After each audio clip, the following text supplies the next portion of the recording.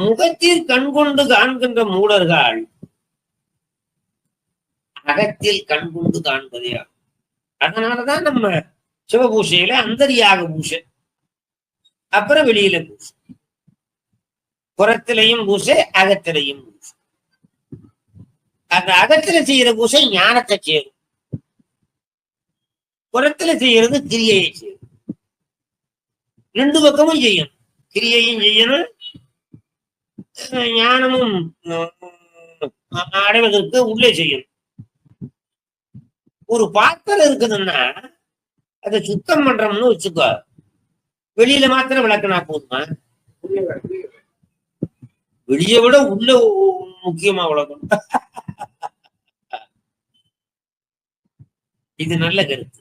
பாத்திரத்தை சுத்தம் பண்ணோம்னா வெளியிலையும் சுத்தம் இருக்கணும், உள்ளேயும்.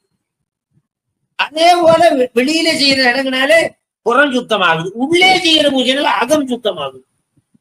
இது நல்லா இருக்கு. வழிபாடு சுத்தம் செய்வது, வழிபாடு வெளியில இருக்கிற குற்றத்தை போக்குவது, வெளியில செய்யறது. உள்ளே செய்யற வழிபாடு உள்ளே இருக்கிற குற்றத்தை போக்குவது.